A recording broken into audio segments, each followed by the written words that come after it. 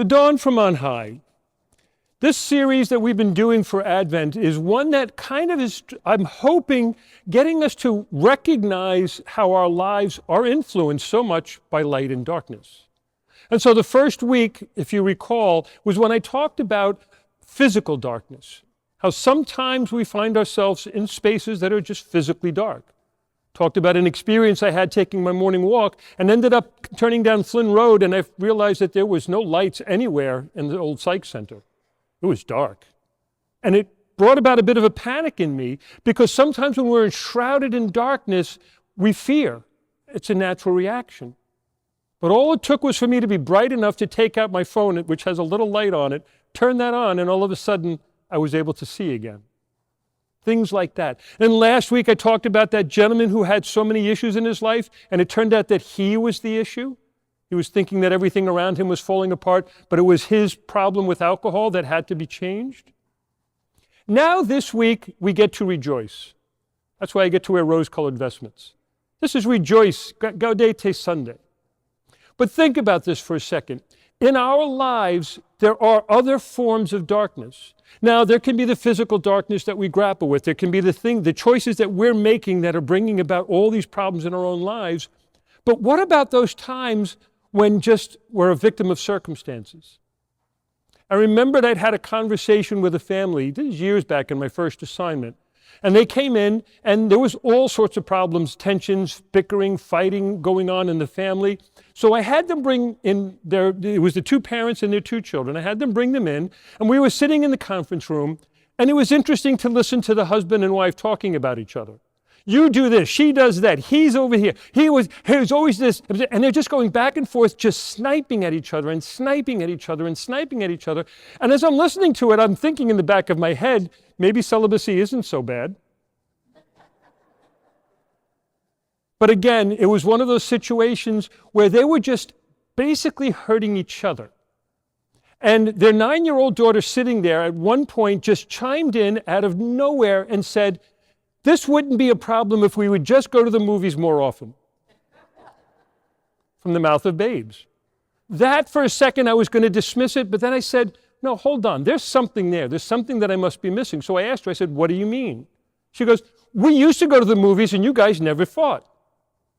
Simple association in a child's mind.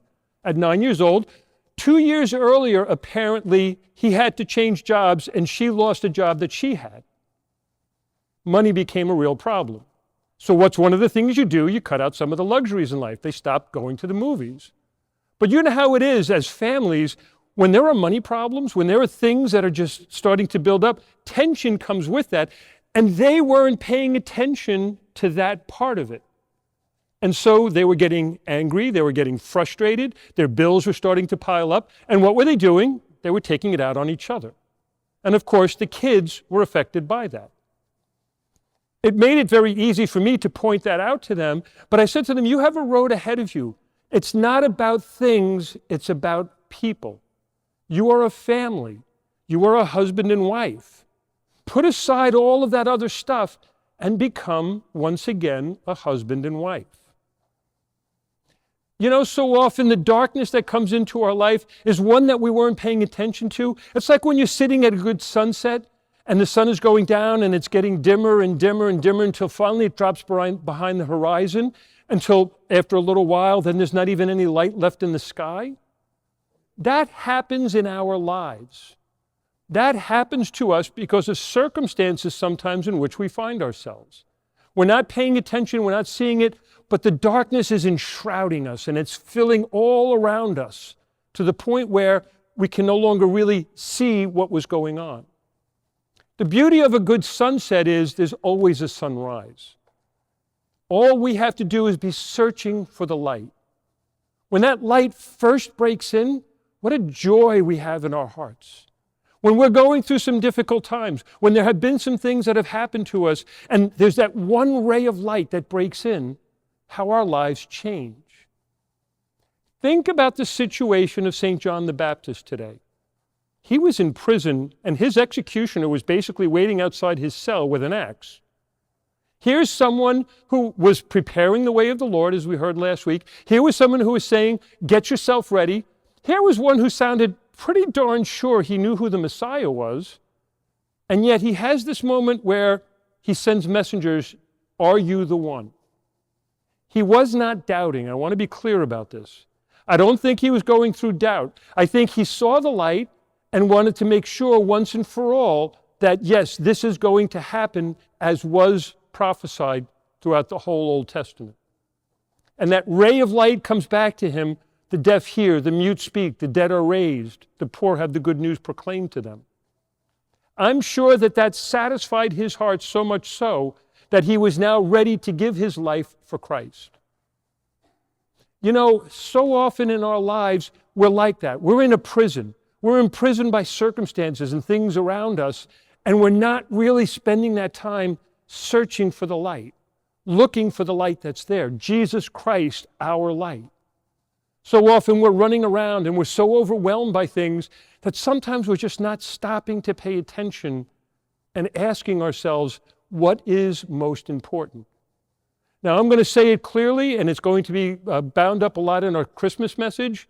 The things that are most important are our faith and our family. Not our jobs, which are important to support our family, but that's not our primary place in life. Bring Jesus Christ into your family.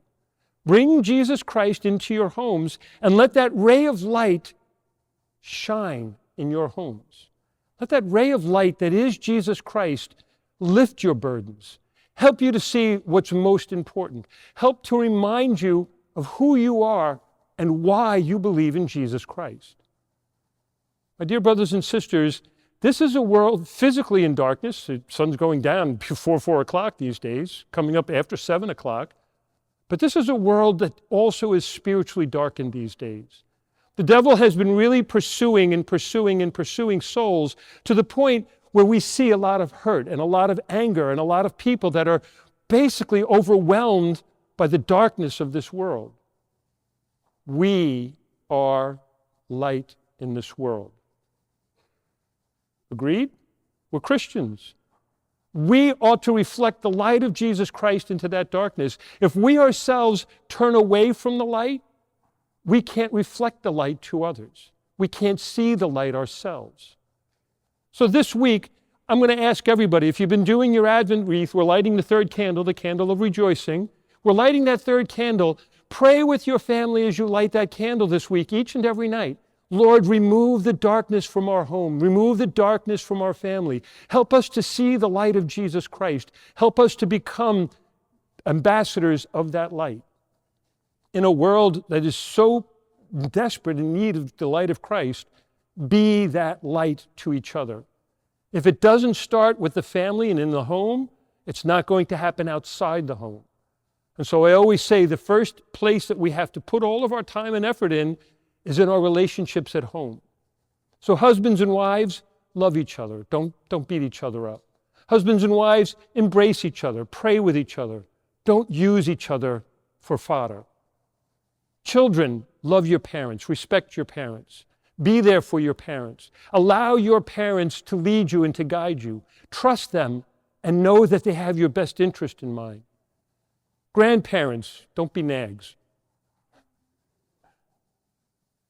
But my dear brothers and sisters, here we are together, becoming that light. That light, when the dawn starts to come up, it comes up very slowly. It doesn't happen all at once. And so in our homes too, let that sunrise, that dawn from on high, break upon you and your family this week. So as we start getting even closer and closer to Christmas, we'll see that as children of the light, as people of the light, we don't allow darkness to overwhelm us or to control us. Rather, we seek the light, and once that light breaks in, our lives are completely renewed. That family that I was talking to, all it took for me was just a couple of minutes of pointing out the obvious, and all of a sudden I could see the look on their faces. They didn't even put the two together. It was like that light broke in, and all of a sudden, you know what? That is the problem. So let's stop worrying so much about that and start reinvesting in each other. Within a year, they were going back to the movies again.